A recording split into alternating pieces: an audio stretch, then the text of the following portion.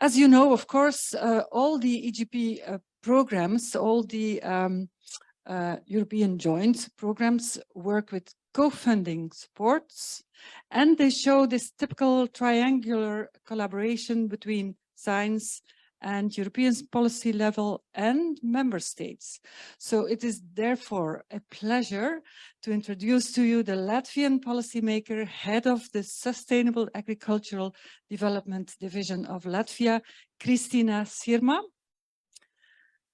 What about management of Latvian soil resources to comply with EU policy requirements in the context of biological biodiversity and climate change? That is a question for you. Yeah, I give you the floor. Thank you. I hope that my mic is working properly. And so, yeah, good afternoon and good morning. Probably someone who is broadcasting and the time slots is different, so morning to you.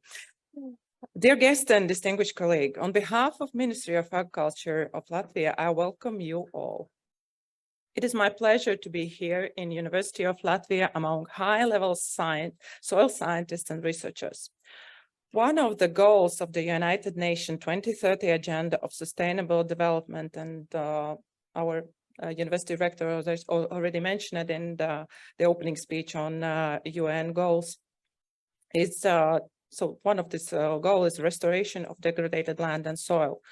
Soil has been one of the world's most vulnerable resource in facing the climate change, land degradation, biodiversity loss, and increased demand of food production. Therefore, the most countries around the world, it's necessary to protect soil as a resource for the future generations.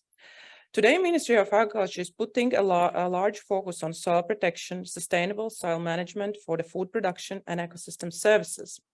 We have joined 4 Premil initiative, Soils for the Food Security and Climate, and Latvia is one of the parties in the Global and European Soil Partnership.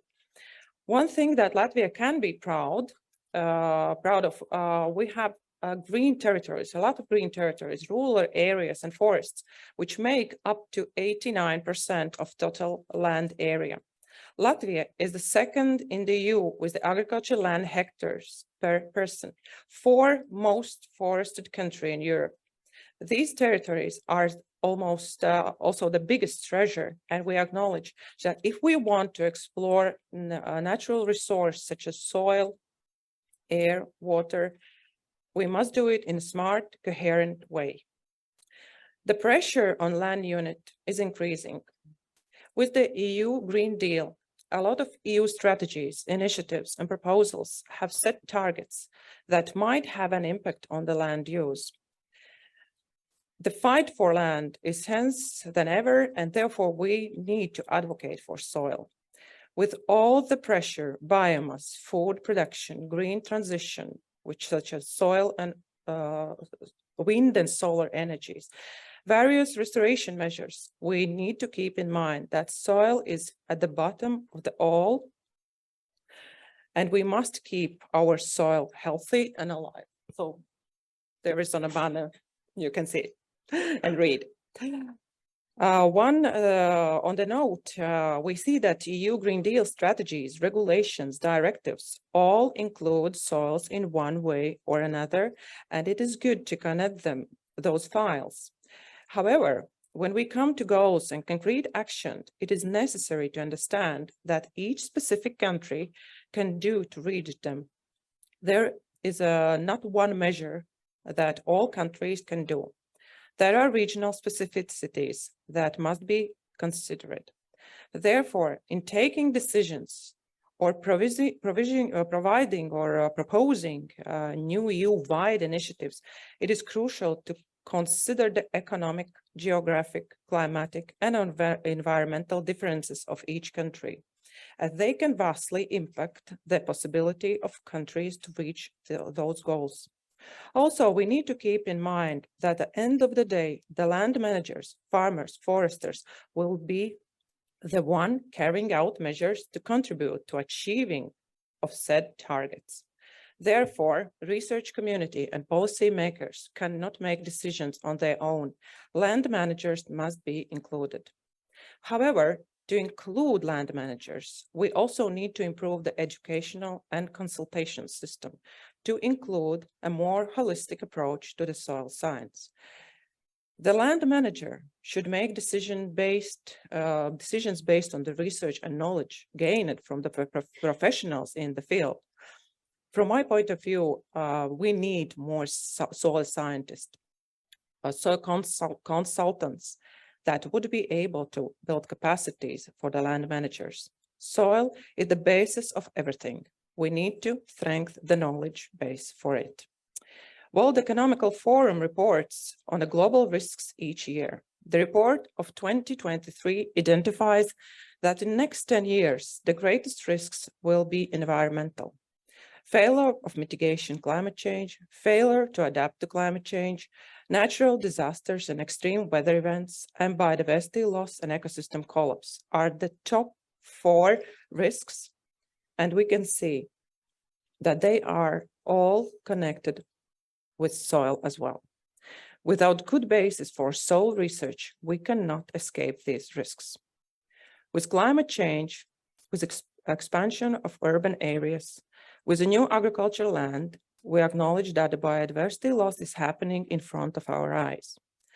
We see it in specific species extinction, water pollution. However, soil biodiversity loss is not so visible. It is the loss of life which exists in soil, including bacteria, fungus, and etc. And it is not always seen with the naked eye. That therefore, sometimes it might not get recognition which it deserves. Therefore, it is great that EGP soil exists. It is a great platform where countries and scientists can come together and raise awareness on different soil issues and create a holistic, comprehensive understanding on soil needs and actions. In Latvia, land management is becoming more digitalized.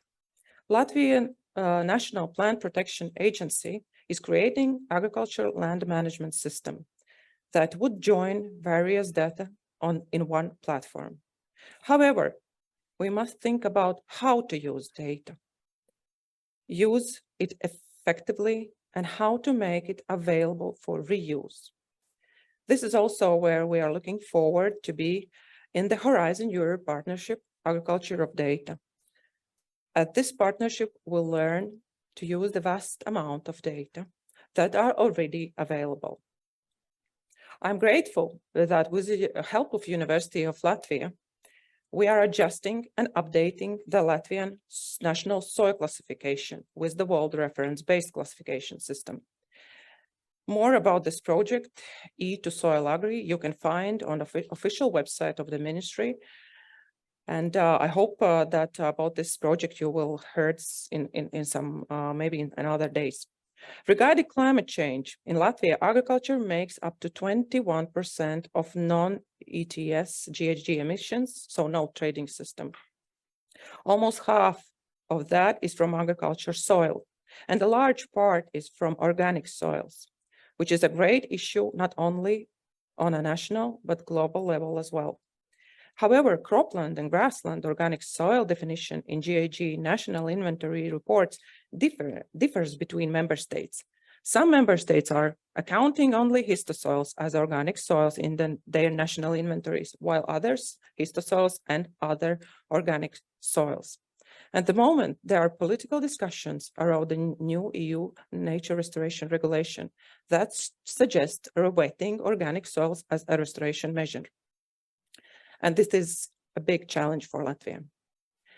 According to historical data, in 2023 National Inventory report on the GHG emission, Latvia had 1,066 thousandths of hectare of agriculture organic soils, which is approximately 7% of total area of utilized agriculture area. Organic soils are found in small and even areas scattered throughout the territory of Latvia. Organic soils are found in 48% of our farms. European Commission are proposing flexibilities. However, there is a challenge to understand which lands those will be that will meet this measure, rating measure. We remember the 3 pillars of sustainability. We need to connect economic, social, and environmental aspects when we think about our actions on land. And regarding land, soil, we have to raise a question of ourselves. Are we leaving land to use for the future generation with decisions we're making today? Annual Science Day program is full of interesting topics, and I'm happy that colleagues from the European Commission are joining in this conversation as well. I see that we have a representative from the Commission today who is going to talk about carbon farming, which is also a challenge for our side. As expert group is only now start working on the measures, what will be considered for the carbon farming. And it is so important to reach win-win solutions. As we see that there are measures that works for the abbreviation is LULUCF, or Land Use Change and Forestry regulation. However, they are not included in nature restoration regulation. Therefore, I'm looking forward for the next speaker who's going to give this insight on this topic. And in conclusion, my sincere gratitude goes to the University of Latvia and whole EGP Soil team for organizing this event. And I wish you all a fruitful discussion and pleasant stay in Latvia.